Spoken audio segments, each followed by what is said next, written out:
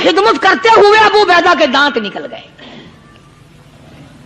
उधर अपनी तकलीफ आई, इधर पता चला काली कमली वाले सल्लल्लाहु ताला अलैहि वसल्लम तेरे चाचा का हाल ठीक नहीं। सल्लल्लाहु अलैहि वसल्लम बड़ा सदमा पहुंचा, बड़ा रंज पहुंचा। एक बात करता हूं, तवज्जो करके लिख के ले जाओ, काम आएगी। बेटियों को बताओ, बहनों को बताओ। सरकार की नजर पड़ी, सरकार की नजर पड़ी।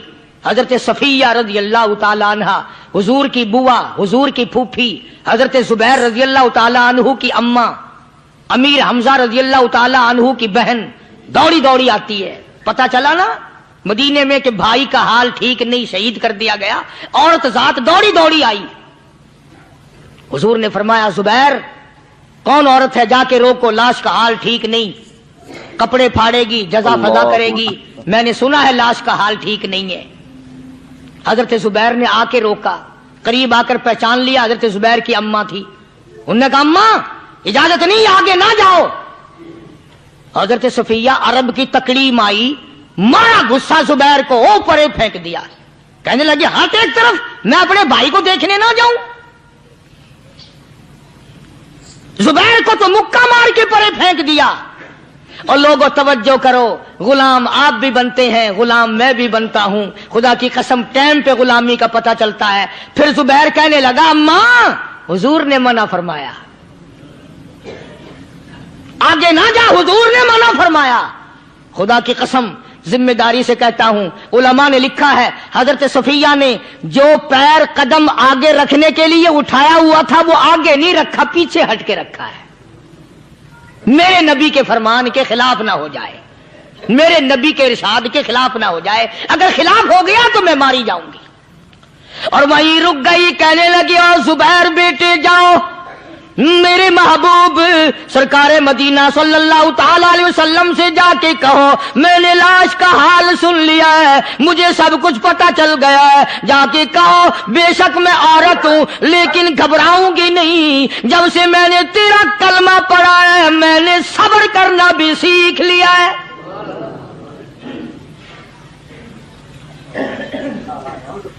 मैं ज्यादा फदा न करूंगी, मैं कपड़े न फाड़ूंगी, मैं रोना धोना नहीं करूंगी। मदनी करीम सल्लल्लाहु अलैहि वसल्लम को हजरत जुबैर ने जाके बता दिया, मेरी अम्मा यूं कहती है। फरमाया फिर बेशक इजाजत है, जाए।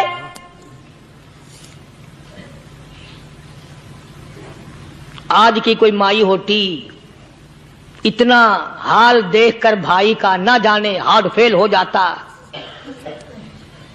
सफिया ने आके देखा अपने भाई सैयदना अमीर हमजा के दोनों कान नहीं, नाक नहीं, लब नहीं, 11 टुकड़े हुए पड़े हैं।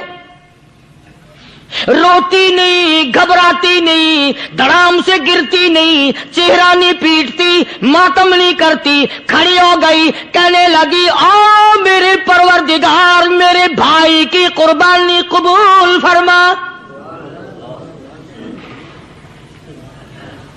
मेरे भाई की कुर्बानी के सदके में मेरा भी बेड़ा पहाड़ कर दे। और खबर तो मिल गई थी ना कि कपड़े भी उतार कर ले गए, बगल में से 2 चादरें निकाली हैं,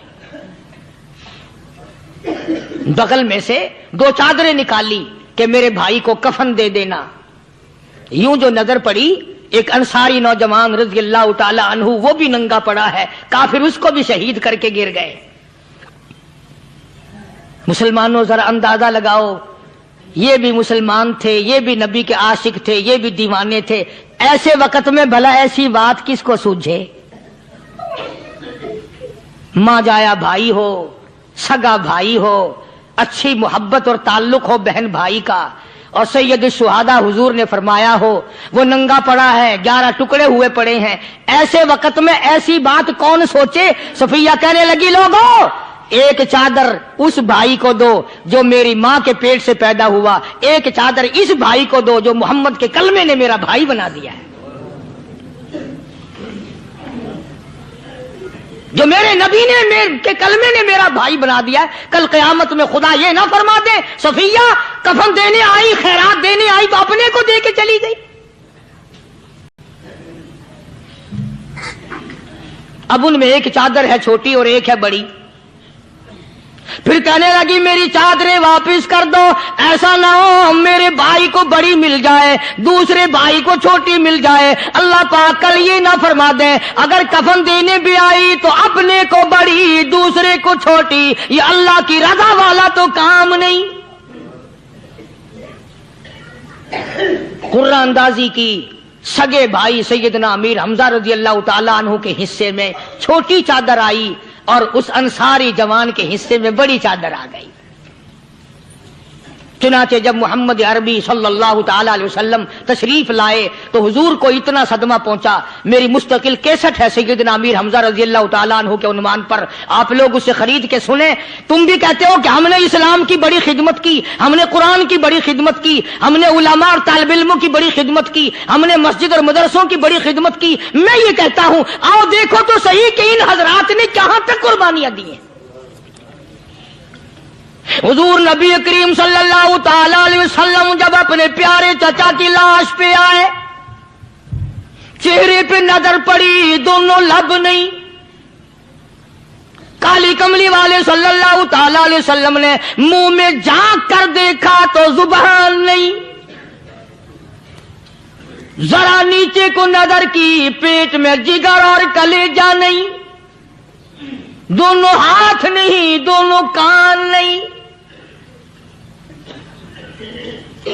यह हाल देखकर हुजूर सल्लल्लाहु अलैहि वसल्लम को चक्कर आ गया, जमीन पे तशरीफ फरमा हो गए। और फिर बल्कि यहां तक लिखा है कि आपने यूं फरमाया ओ मेरे मालिक अगर सफिया माई मेरी बुआ फूफी यहां ना होती तो मैं ये टुकड़े भी ना उठाता। अगर तू यूं ही राजी है तो मैं भी यूं ही राजी हूं। और फिर जब उन टुकड़ों को जोड़ा गया तो सहाबा ने अर्ज किया या रसूल अल्लाह सल्लल्लाहु ताला अलैहि वसल्लम, अमीर हमजा कद्दावर आदमी था, लंबा तकड़ा बहादुर आदमी था। हालत यह है चादर छोटी है भी एक ही, अगर सर ढांपते हैं तो पैर खुल जाते हैं, पैर ढांपते हैं तो सर खुल जाता है। हुजूर ने फरमाया सर को छुपा दो, पैरों पे मेरे चाचा के दरख्तों के पत्ते डाल दो। मैं ये अर्ज कर रहा था कि अल्लाह वाले हर वक्त में आदमी की इस्लाह की कोशिश करते हैं, उसे बनाने की कोशिश करते हैं, उसे समझाने की कोशिश करते हैं। अल्लाह तबारक व तआला हर मुसलमान को तौफीक दे कि वो अपनी जिंदगी भर अल्लाह वालों की खिदमत में जाने आने की, कुरान की खिदमत की हर वक्त प्रोग्राम बनाए, नीयत खैर रखे। क्यों? इसलिए इसी को कहता है कि लिए फिरती है बुलबुल चोंच में गुल, लिए फिरती है बुलबुल चोंच में गुल, और ढूंढती है शहीद नाज की तुरबत कहाँ है। तलाश करते हैं जानवर परिंदे कहां पर अल्लाह की रहमत बरस रही है। तो हमें भी अल्लाह की रहमत का तालिब होना चाहिए, अल्लाह की रहमत का मुतलाशी होना चाहिए। अल्लाह पाक मुझ पे और आप सब पर, सारी उम्मत पर अपना करम फरमाए। आसमानी किताबें नाजिल फरमाई, उसी को लोग ज्यादा चमकाते हैं।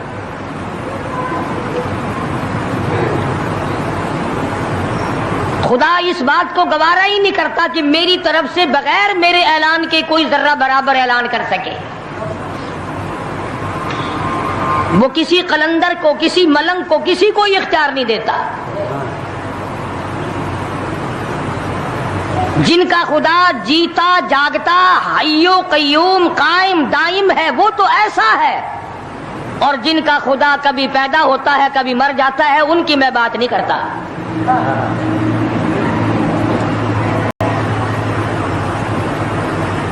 परवरदिगार आलम ने तरीके का सवाल कर दिया, अगर तुम मेरे मामलात में शरीके कार बनते हो तो आओ फिर एक नाखून बना के दिखाओ, एक बाल बना के दिखाओ, दरख्त का एक पत्ता बना के दिखाओ, पत्थर का एक रोड़ा बना के दिखाओ, मिट्टी का एक जर्रा बना के मेरे सामने लाओ। परवरदिगार आलम ने फरमाया चलो तुमसे गाय क्या बनवाऊंगा, भैंस क्या बनवाऊंगा, बकरी क्या बनवाऊंगा, जमीन व आसमान तुम क्या बनाओगे, चांद सूरज सितारे क्या बनाओगे, इंसान तो बनाना तुम्हारे बस का काम कहाँ है। लाई यखलुकू ज़ुबाबा, तुम मुझे मक्खी का एक पर बना के तो दिखाओ।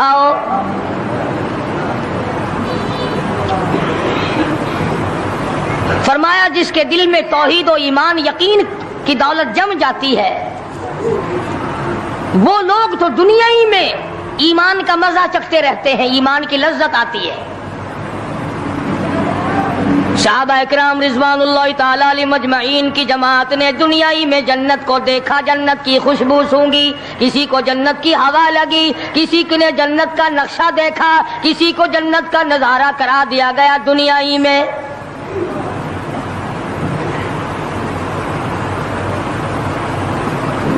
خوش نصیب تھے وہ لوگ جنہوں نے محنت سے اپنی آخرت کو بنایا، اپنی قبر کو بنایا، اپنی تمام تر زندگی میں کبھی بے فکری سے بسر نہ کی، رات کو سوچا، دن کو سوچا، صبح کو خیال کیا، شام کو خیال کیا۔ یہ ناپائیدار زندگی ہے، یہ ختم ہونے والی زندگی ہے، اس لیے مجھے دائمی زندگی کی کچھ تیاری کرنی چاہیے۔ ان لوگوں نے کمائی کی اور محمد کریم صلی اللہ تعالی علیہ وسلم کے ساتھ رہے، دنیا میں ان کو جنت کے مزے آیا کرتے تھے۔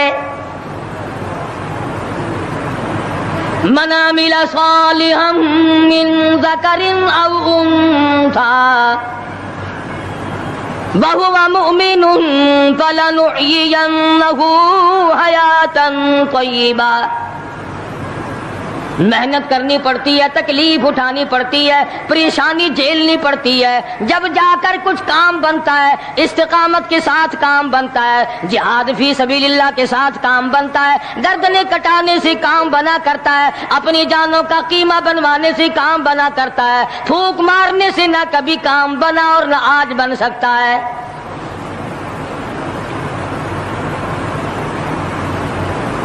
علماء کرام میں بے شمار لوگ اس قسم کے آئے جو استقامت کا پہاڑ ثابت ہوئے۔ ان میں سے بعض نے یہ لکھا ہے کہ بعض مرتبہ کھانے میں ایسا مزہ آتا تھا جیسے جنت کے کھانے کا مزہ آتا ہے۔ شاہ عبد الرحیم صاحب رائے پوری رحمہ اللہ خدام نے عرض کیا حضرت پورا مہینہ گزر جاتا ہے رمضان المبارک کا، کچھ دو چار نوالے، دو چار لقمے کھا تو لیا کرو۔ وہ فرمانے لگے میں اللہ پاک کا قرآن کریم دن کو پڑھتا ہوں، رات کو پڑھتا ہوں، سارا دن تلاوت کرتا ہوں، ساری رات تلاوت میں لگا رہتا ہوں، اور لوگوں تمہیں کیا معلوم ہے جب میں خدا کا قرآن پڑھتا ہوں میرے منہ میں جنت کے پھلوں کا مزہ آتا رہتا ہے۔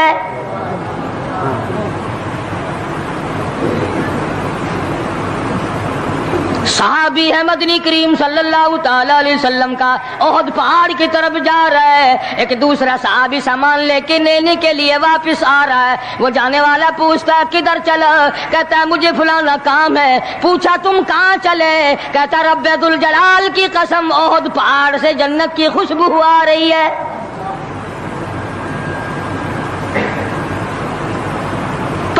تھے یہ لوگ ارادے کے، استقامت اس قدر مضبوط تھی دنیا کی کوئی طاقت ان لوگوں کو نہیں ہلا سکی۔ سید عطا اللہ شاہ صاحب بخاری رحمہ اللہ علماء اکرام کی پگڑی تھی، علماء کے آبرو تھے شاہ صاحب، علماء کی عزت تھی۔ امرتسر میں جلسہ کیا شاہ صاحب نے، اطلاع ملی بہار میں لوگوں نے حسین احمد مدنی کی پگڑی اتار کر جلا دی۔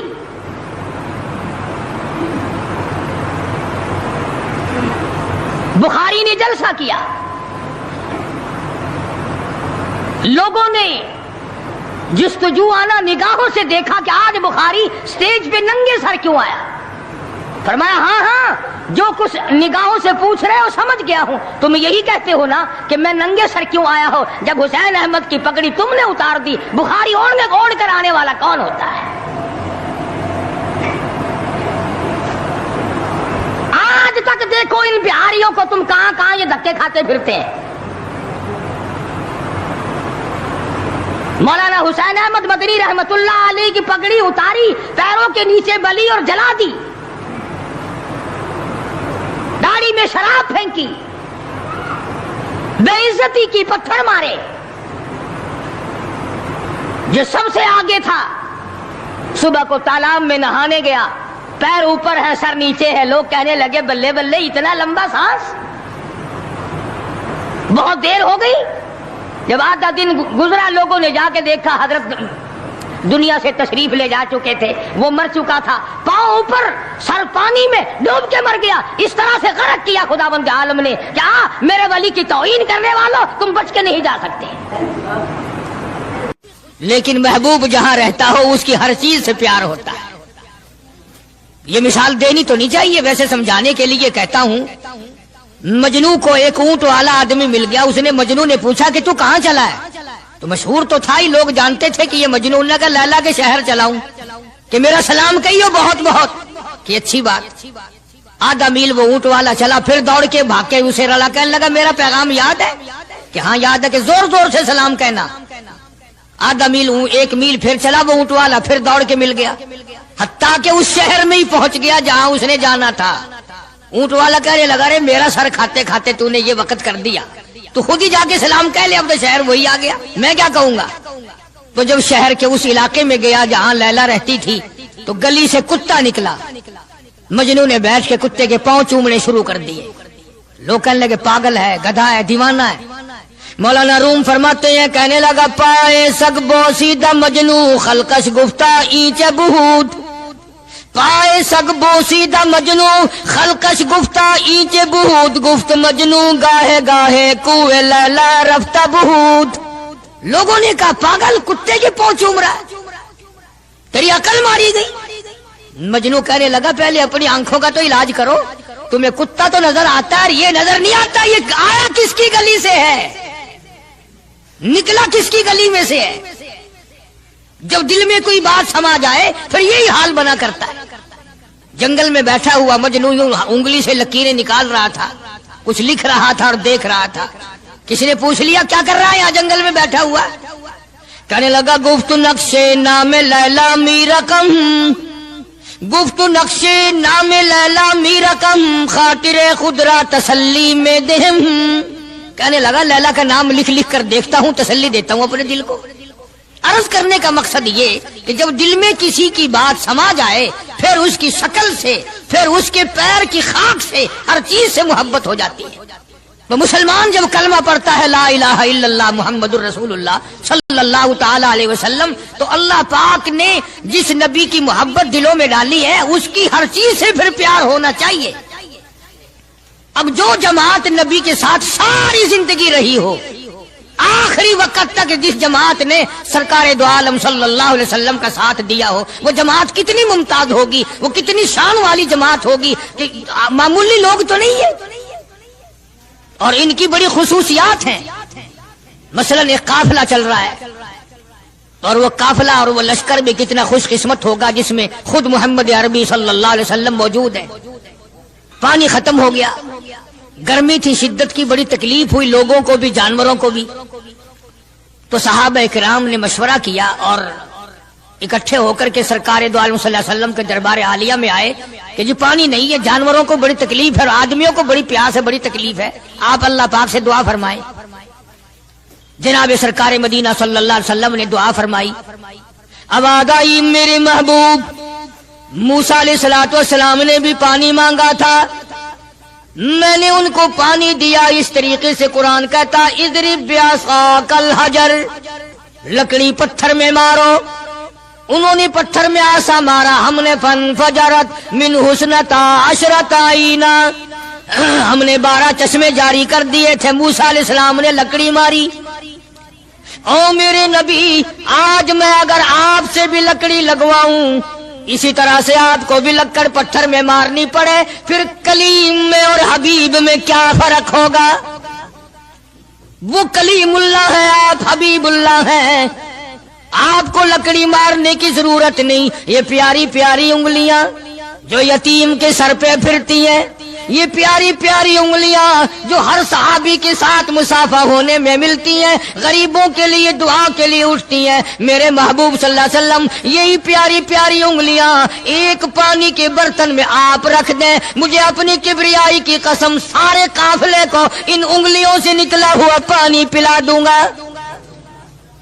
چنانچہ آپ صلی اللہ علیہ وسلم نے ایک برتن میں انگلیاں رکھ دی، سارے جانوروں نے پانی پی لیا، سارے صحابہ کرام نے پانی پی لیا۔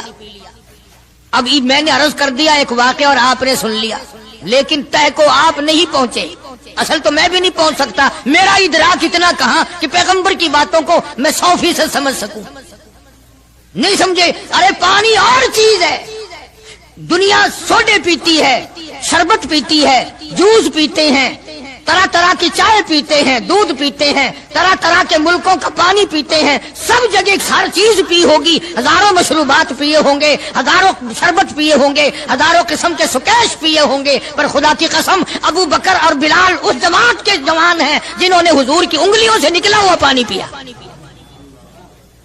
یہ سعادت ہر ایک کو کیسے مل سکتی ہے؟ انہی لوگوں کو اللہ تبارک و تعالیٰ نے یہ مقام بخشا تھا کہ خداوند عالم نے ان کو اتنی بڑی عظمت عطا فرمائی. اور میں تو یہ کہا کرتا ہوں کہ صحابہ کرام کی نمازوں کو بھی ایک طرف رکھو، روزوں کو بھی ایک طرف رکھو، جہاد کو ایک طرف رکھو، ان کی فاقہ اور ان کا پیاسا مرنا اللہ کے راہ میں، ان ساری چیزوں کو ایک طرف رکھو. یہ بات ان کی کوئی کمی ہے کہ آنکھ بلال کی ہو اور امام الانبیاء کا چہرہ انور ہو؟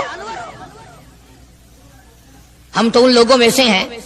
ہمارے یہاں دارالعلوم دیوبند میں خزانے میں ایک چیز محفوظ ہے، 150 سال سے، 150-200 سال سے ایک چیز موجود ہے. سال بھر میں کبھی خاص موقع پر اس کا دیدار کرایا جاتا ہے، زیارت کرائی جاتی ہے. یہ میں صفائی نہیں دے رہا، کئی لوگ کہتے ہوں گے جی دیوبندیوں کی صفائی دیتا ہے، بلکہ میں اپنا عقیدہ اور اپنے بزرگوں کا پروگرام بتاتا ہوں کہ ایسے تھے لوگ. دارالعلوم دیوبند کے خزانے میں ایک رومال ہے. وہ رومال وہ ہے جس رومال میں تقریباً 200 برس محمد عربی صلی اللہ علیہ وسلم کا استعمال کردہ پہنا ہوا جبہ مبارک لپٹا رہا. یعنی یہ رومال حضور صلی اللہ علیہ وسلم کا استعمال کردہ نہیں، آپ کے ہاتھ نے، آپ کے چہرے انور نے یا آپ کے بدن مبارک کے کسی حصے نے اس رومال کو استعمال نہیں کیا، اور نہ کوئی غلط بیانی ہوئی، بلکہ یہ ثابت ہے کہ اس رومال میں حضور صلی اللہ علیہ وسلم کا جبہ مبارک جو تھا وہ 200 برس تک لپٹا رہا. حضرت مولانا محمد قاسم صاحب نانوتوی رحمت اللہ علیہ نے اس رومال کو سونے کی ڈبیا میں رکھا ہوا ہے، اور اس رومال کی سارے اللہ والے زیارت کرتے ہیں کہ یہ سرکار مدینہ صلی اللہ علیہ وسلم کے کپڑے کو لگا ہے، خود آپ کے جسم کو بھی نہیں، آپ کے کپڑے کو لگا ہے. جو لوگ حضور کے کپڑے کو لگے ہوئے کپڑے کی بھی عزت کرتے ہو، ان کے اندر حضور کی محبت کتنی ہوگی؟ وہ سونے کی ڈبیا میں موجود ہے، اور کبھی کبھی اس کا خاص موقع پر اہتمام کے ساتھ اس کی زیارت کرائی جاتی ہے. نام پتہ بتانے کی مجھے اجازت نہیں ہے. یہاں پاکستان میں ایک جگہ ہے، وہاں پر حضور کریم صلی اللہ علیہ وسلم کی ریش مبارک، آپ کی داڑھی مبارک کا ایک بال سونے کی ڈبیا کے اندر اور ڈبیا اور پھر اس میں بڑا کچھ عطر وغیرہ اس میں وہ سنبھال کے رکھا ہوا ہے، اور ایک بال مبارک میں سے 2-3 شاخیں اور نکلی ہوئی ہیں. میں یہ عرض کر رہا تھا کہ جو لوگ آپ کے نالین مبارک کی بھی عزت کرتے ہوں، ان کے خود اپنے دلوں میں کتنی محبت اور عظمت ہوگی. حدیث پاک کی ایک کتاب ہے جامع ترمذی، عربی مدارس میں پڑھائی جاتی ہے. اس کتاب میں سرکار مدینہ صلی اللہ علیہ وسلم کا حلیہ نقشہ موجود ہے. تمہارے دل میں تو کبھی یہ محبت بھی نہ اٹھی کہ کم سے کم ہم کبھی کتابوں میں حالات میں سنے تو صحیح آپ کی شکل مبارک کس طرح کی تھی، رنگ مبارک کیسا تھا، انگلیاں مبارک کیسی تھی، چہرہ انور کیسا تھا. کتابوں میں سب کچھ موجود ہے. تم عادی بن گئے دوڑے سننے کے، غلط باتیں سننے کے، اصل بات رہی گئی. تو میں بتانا یہ چاہتا ہوں کہ جامع ترمذی کتاب جو ہے حدیث پاک کی، اس میں آپ صلی اللہ علیہ وسلم کی چپل مبارک کا نقشہ ہے، آپ کی نالین مبارک کا نقشہ ہے، یعنی سرکار دو عالم صلی اللہ علیہ وسلم کی جوتی مبارک کا نقشہ ہے. اب وہ ہے اس زمانے کی بالکل سادہ چپل ہے، پہاڑی قسم کی. تو میرے بزرگوں کا اور میرے اکابر کا، علماء دیوبند کا یہ عقیدہ ہے کہ اگر کوئی آنکھوں سے وہ نقشہ دیکھ لے، توجہ کرنا، اور دل میں یہ خیال لائے ہیں یہ بھی کوئی جتی ہے، باٹا والے اتنی اچھی بناتے ہیں، سروس والوں کی اتنی چپلیں اچھی ہیں، فلانے ملک کی اتنی اچھی ہیں، امریکہ میں یوں بنتی ہیں، ہمارے یہاں کمپنیاں یوں بناتی ہے، یہ تو کوئی خاص چپل نہیں. ہمارے بزرگوں نے لکھا ہے جس کے دل میں اتنی سی بات آئی ایمان چلا گیا. ایمان نہیں رہے گا اس لیے کہ اس ذات کی نالین مبارک کی عزت بھی فرض ہے. آئی بات سمجھ میں؟ یعنی کس قدر عظمت ہے، کس قدر محبت ہے اور کس قدر تعلق ہے محمد عربی صلی اللہ علیہ وسلم کی ذات سے ان لوگوں کو. مولانا رشید احمد صاحب گنگوہی رحمت اللہ علیہ رمضان المبارک میں مدینے پاک سے مرید کھجوریں لا کے دے دیتے تو آپ مریدین کو کھجوریں تقسیم فرماتے اور فرماتے گٹھلیاں مجھے واپس کر دو، کھجوریں کھا کر گٹھلیاں واپس دے دو. حضرت کیا کرتے؟ ان گٹھلیوں کو اکٹھا کر کے ہاون دستے میں کوٹ کر صفوف بنا کر رکھ لیتے اور رمضان شریف میں جس پانی سے روزہ افطار کرتے وہ گٹھلیوں والا صفوف اس میں ملا کر پیتے کہ یہ میرے آقا کے شہر کی گٹھلیاں ہیں. کتنی بڑی عزت ہے. اس زمانے میں بجلیاں نہیں ہوتی تھی، چراغ جلتے تھے حضور کریم صلی اللہ علیہ وسلم کے گنبد خضرا پہ جہاں ہر وقت اللہ کی رحمتیں برستی ہیں. اللہ ہر ایک کو زیارت نصیب فرمائے. 24 گھنٹے فرشتے سلام پڑھ رہے ہیں، صلات پڑھ رہے ہیں، درود پاک پڑھ رہے ہیں، چاروں طرف سے رحمت ہی رحمت برس رہی ہے. تو زیتون تیل جلتا تھا، کسی مرید نے حضرت کو لا کے وہ چراغ کا بچا ہوا تیل، ایک تو زیتون ویسے بکبکا ہوتا ہے، زیتون کا تیل کوئی ذائقے دار نہیں ہوتا، ویسے ہی بکبکا، اور پھر اس چراغ کا بچا ہوا جو جل چکا ہو اور بھی زیادہ بدبودار ہو جاتا ہے. لیکن مولانا رشید احمد گنگوہی رحمت اللہ علیہ کو جب کسی نے لا کے دیا تو حضرت نے وہ بچا ہوا چراغ کا تیل کھڑے ہو کے پیا. تو کسی نے پوچھا حضرت یہ کیوں؟ فرمایا تجھے کیا معلوم ہے یہ اس چراغ کا بچا ہوا تیل ہے جو کالی کملی والے صلی اللہ علیہ وسلم کے روضہ اقدس پہ جل رہا تھا. مولانا محمد قاسم صاحب نانوتوی رحمت اللہ علیہ کو کسی نے مدینے پاک سے رومال لا کے دیا، آپ اس کو چومنے لگے، آنکھوں سے لگانے لگے. تو کسی نے کہا حضرت کیا چوم رہے ہو؟ یہ تو اٹلی کا بنا ہوا رومال ہے، مدینے میں رومال تھوڑے ہی بنتے ہیں، یہ تو اٹلی کا فلاں ملک کا بنا ہوا، جرمن کا بنا ہوا رومال ہے، آپ چوم رہے ہیں اس کو؟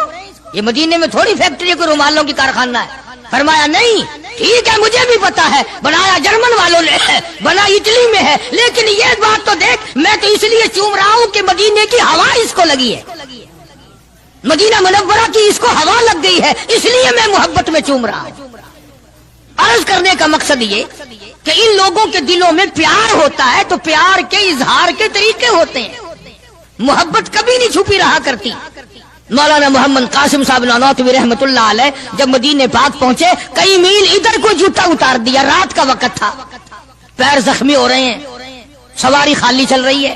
کسی نے عرض کیا حضرت سواری پہ سوار ہو جاؤ، پاؤں زخمی ہو رہے ہیں. فرمایا مدینہ میرے آقا کا شہر ہے، سواری پہ چڑھ کر داخل ہوتے ہوئے مدینے پاک میں شرم آتی ہے، مدینے جیسے شہر میں سواری پہ چڑھ کر داخل ہوں. چنانچہ جتنے دنوں مدینے پاک میں رہے جوتا نہیں استعمال کیا، جوتا نہیں پہنا مدینے پاک میں رہتے ہوئے مولانا محمد قاسم نانوتوی رحمت اللہ علیہ نے. تو شاگردوں نے پوچھا حضرت پتھریلا علاقہ ہے، ٹھوکریں لگتی ہیں، آپ ایسا نہ کریں. فرمایا بھائی ڈر لگتا ہے کہیں میرا جوتے والا پیر اس جگہ پر نہ کہ پڑ جائے جہاں میرے آقا حضرت محمد الرسول اللہ صلی اللہ تعالی علیہ وسلم کے قدم مبارک لگا. اتنی عظمت، اتنا پیار، اتنا ادب. امام مالک رحمت اللہ علیہ نے ساری عمر مدینے پاک میں گزاری، لیکن میں ذمہ داری سے کہتا ہوں 3 میل کے اندر اندر امام مالک نے کبھی پیشاب پخانہ نہیں کیا. مدینہ شہر میں امام مالک نے کبھی پیشاب پخانہ نہیں کیا. فرماتے تھے میرے آقا کا شہر ہے مجھے شرم آتی ہے. اس کا نام عظمت ہے، اس کا نام محبت ہے. 2 غزلیں گا لینا یا 2-4 شعر پڑھ لینا اور نہ نماز پڑھنا، نہ روزے رکھنا، نہ قرآن کی تلاوت کرنا، نہ درود شریف کا ورد کرنا اور نہ صحابہ کرام کا ذکر خیر کرنا، یہ محبت کا معیار تمہیں بتایا کس نے؟ تمہیں شکلوں سے پتہ نہیں چلتا کہ یہ حضور کریم صلی اللہ علیہ وسلم کا محبت کرنے والا یا نہیں کرنے والا؟ کیسے محبت کا معیار اپنا سکتے ہیں وہ لوگ، چرس پینے والے، فیم کھانے والے، بھنگ پینے والے، کتوں سے ہر وقت کھیلنے والے، وہ کبھی آقا دو عالم صلی اللہ علیہ وسلم کے خادم ہو ہی نہیں سکتے.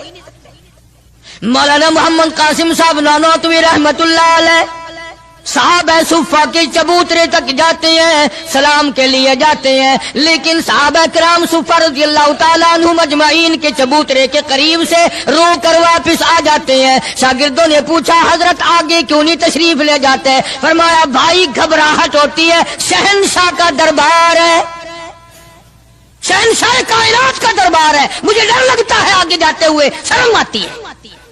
کئی دنوں کے بعد ماجہ شریف تک گئے، جالیوں کے قریب تک گئے اور وہاں جا کر کے سلام عرض کیا تو مولانا محمد قاسم صاحب نانوتوی رحمت اللہ علیہ ہنستے ہوئے واپس تشریف لائے۔ کسی نے پوچھ لیا اللہ والے کئی دنوں سے تو دیکھا روتے ہوئے واپس آیا کرتے تھے، آج مسکراتے ہوئے آئے ہو؟ فرمایا الحمدللہ کام بن گیا، کام بن گیا۔ اس کسی نے پوچھ لیا کیا کام بن گیا؟ فرمانے لگے تمہیں کیا معلوم ہے میرے آقا کا مجھ پہ اتنا کرم تھا، میرے آقا کا مجھ پہ اتنا کرم تھا، بھر دیا میرا دامن پھیلانے سے پہلے، میرے آقا کا مجھ پہ اتنا کرم تھا، نشہ رنگ لایا پلانے سے پہلے، اور بھر دیا میرا دامن پھیلانے سے پہلے، مجھے کالی کملی والے صلی اللہ علیہ وسلم نے دودھ پلا دیا، علم حدیث پلا دیا۔ عجب انداز کے لوگ ہیں، عشق ان جیسا۔ باہر تشریف لائے، نعتیہ کلام تو دیکھو، عشق کے بغیر ایسا کون کہہ سکتا ہے؟ یوں فرماتے ہیں جیوں تو سگانے، جیوں تو سگانے حرم کے ساتھ پھروں، او میری مولا بقایا زندگی اگر میری ہے، میرا مدینے کے کتوں میں شمار کر دے، میں بڑا راضی۔ جیوں تو سگانے حرم کے ساتھ پھروں، اور مروں تو کھائے مجھ کو مدینہ کے مرغ مار، میں